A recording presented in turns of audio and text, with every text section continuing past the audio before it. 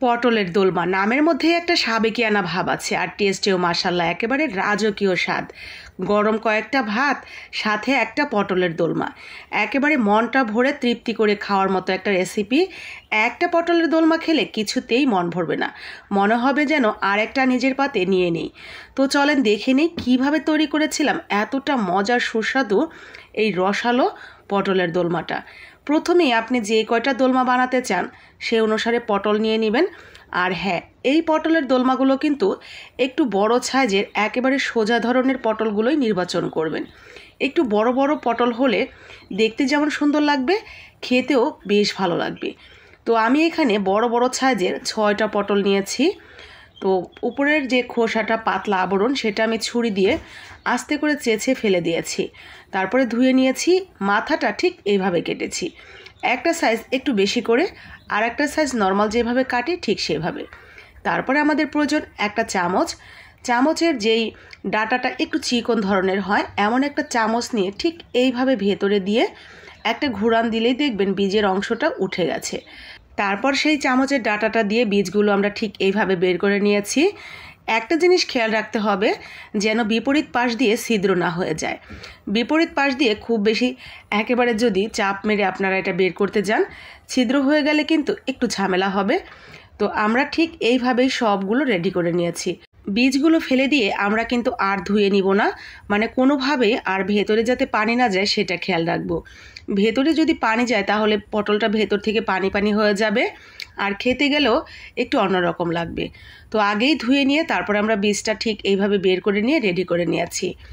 একেবারে শুকনো অবস্থায় একপাশে রেখে দিলাম। এখন আমাদের লাগছে কিছুটা চিংড়ি মাছ। আমি আজকে চিংড়ি মাছের পটলের দোলমা তৈরি করছি, তবে এটা কিন্তু যে কোনো মাছ অথবা চিকেন দিয়েও করা যায় সেম ওয়েতে।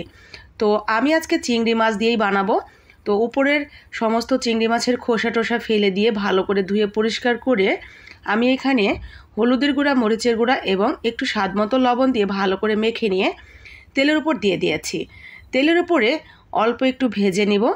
তারপরে এই যেরকম হয়ে গেছে, ভাজা ভাজা যখন হয়ে গেছে নামিয়ে নিয়ে এটা আমরা ব্লেন্ড করে নিব একেবারে কিমার মতো করে। তো ব্লেন্ড করা হয়ে গেছে।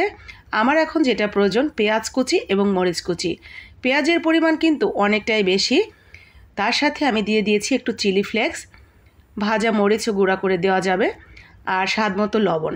তারপরে ভালো করে হাত দিয়ে আমরা ডলে নিয়েছি যাতে পেঁয়াজের রসটা বেরিয়ে আসে। এখন সেই চিংড়ির যে কিমাটা আমরা রেডি করে রাখলাম সেটা দিয়ে ভালো করে মেখে নিয়েছি।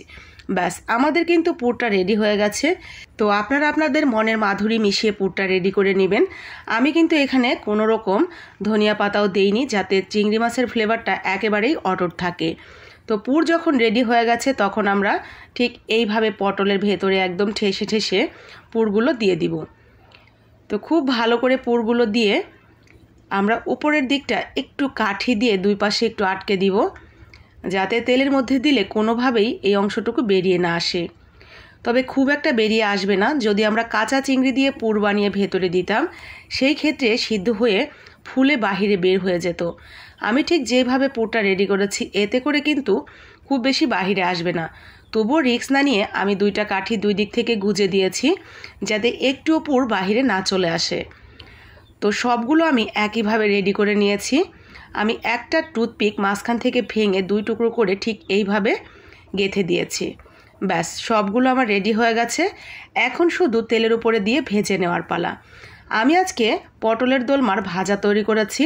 পটলগুলো ভাজার পরে কেউ চাইলে ঝোল করেও এই পটলের দোলমাটা রান্না করে নিতে পারবেন। তবে আজকে আমি ঝোল করছি না, ঠিক এভাবে ভেজেই কিন্তু গরম গরম পরিবেশন করব গরম ভাতের সাথে। তো এপাশে ওপাশে খুব ভালো করে উল্টে পাল্টে খুবই সামান্য একটু তেল দিয়ে ভেজে নেব। একেবারে ডুবো তেলে কিন্তু এই ভাজাটা করা যাবে না। ডুবো তেলে যদি আপনি ভাজতে যান তাহলে এই যে ভেতরে যে আমরা পুরটা দিয়েছি সেখানে অতিরিক্ত তেল গিয়ে আপনার পটলের দোলমার টেস্ট কিন্তু অন্যরকম হয়ে যাবে। তো এতটাই কম তেল দিতে হবে যাতে কোনো রকমে ভাজা হয়ে যায়। তো রেডি হয়ে গেছে আমার সবগুলো পটলের দোলমা ভাজা।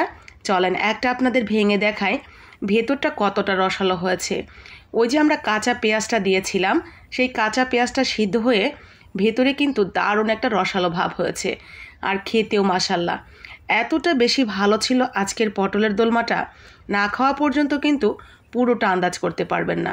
তার জন্য কি করতে হবে, কষ্ট করে আপনাকে একটু বানাতে হবে বাসার প্রত্যেকের জন্য, কারণ এটা এতটাই মজার এবং সুস্বাদু যে এক পিস পটলের দোলমা নিয়েই পরানটা ভরে ভাত খেতে পারবেন। দেখে কি মনে হচ্ছে, লোভ লাগছে? তাহলে চটজলদি বানিয়ে ফেলেন সব উপকরণ যদি বাসায় থাকে। আর ভালো লেগে থাকলে লাইক কমেন্ট শেয়ার করে দিবেন বাকি আপু ভাইয়াদের জন্য। গত ভিডিওতে যেসব আপু ভাইয়ারা সুন্দর সুন্দর লাইক কমেন্ট শেয়ার করে আমার পাশে ছিলেন তারা হলেন সুতপা দেবনাথ দে আলিপুরদুয়ার, জেসমিন নাহার জেসি দিনাজপুর, মুক্তিমণি পার্বতীপুর, শারমিন সাথী রাজশাহী, কৃষ্ণা মুখার্জি হুগলি জনায়, শান্তা ইসলাম সৌদি আরব। সবাইকে অসংখ্য ধন্যবাদ।